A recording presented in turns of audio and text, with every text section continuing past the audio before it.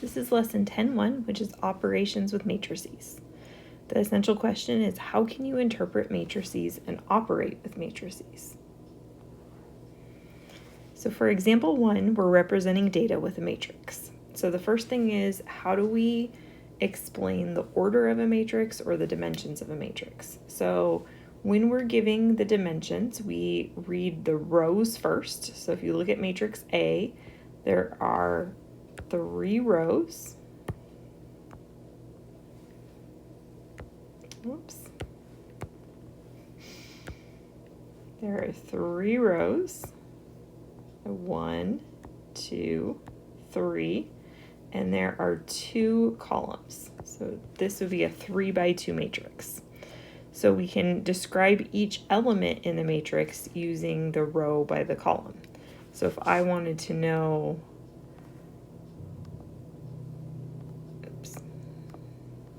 if I wanted to know element 2, 1 looks like 21, that would be the second row, first column. So that would be -2. So we can use that to identify a specific element in a matrix.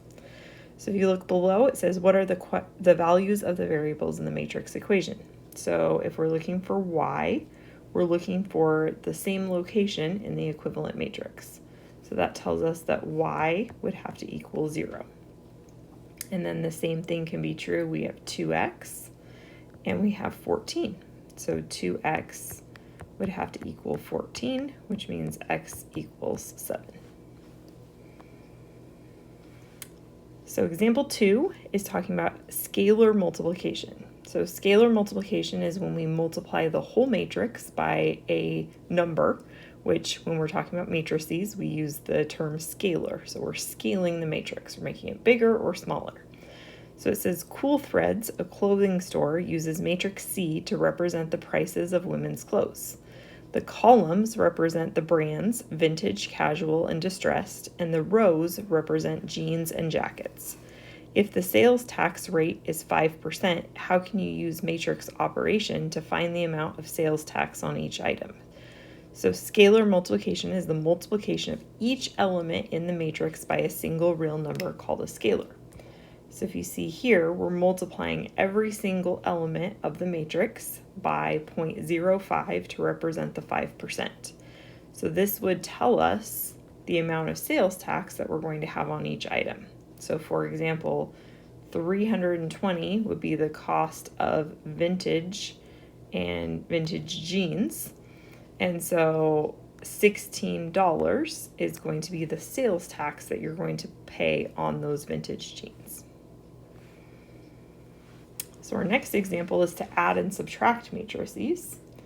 And so it says Cool Thread uses matrices to keep track of monthly sales. In matrix A and B, row 1 represents the sale of jeans, and row 2 represents the sale of jackets, with the columns representing vintage, casual, and distressed brands, respectively, during 2 consecutive months. What is the sales total for the 2 months? So the sum of A plus B represents the totals sold during the 2 months. So if we're taking A plus B, we are going to add each element of the matrix. So for example, I'm going to add 14 and 18, and I would get 32. So if I keep going across, I would get 28 and 53. And then for the second row, I would get 26, 24, and 80. So that would be matrix A plus matrix B. Part B says, what is the difference in numbers of items sold each month?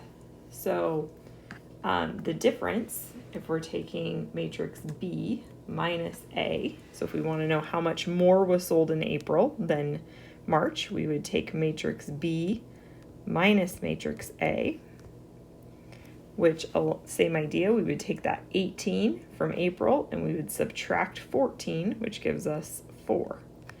And then if we keep doing that across, we get 6, -3, 6, -6, and 10. So that is how we add and subtract matrices. Example 4 says, to consider the matrices below, how can you add or subtract these matrices? So part A says which matrices can be combined using addition or subtraction. So in order to answer that question, I need to know the order or the dimensions of each matrix. So matrix A would be a 2 by 3. Matrix B would be a 3 by 2.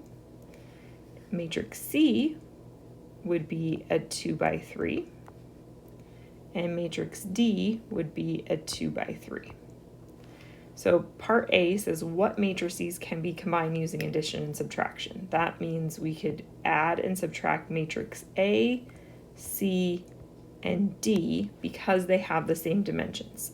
Matrix B does not have the same dimensions, so we cannot add or subtract. Part B says how can you interpret a matrix of zeros? So A plus D, you can see below here, gives a matrix of all zeros.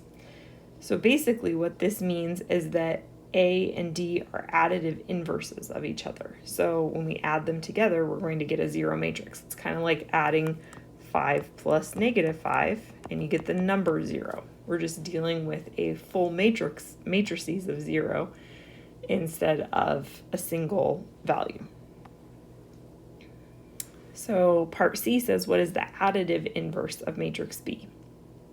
So you can see here that here is matrix B, and the red matrix to the left is the additive inverse. So it is all of the same elements but the opposite sign to give us a 0 matrix. Our last example is using matrices to transform a line segment. So this says in the diagram AB, AB is translated 4 units to the right and 2 units up to PQ. Also, XY is a dilation of AB by a factor of 1/2 centered at the origin. How can you use the matrices to show a translation and a dilation?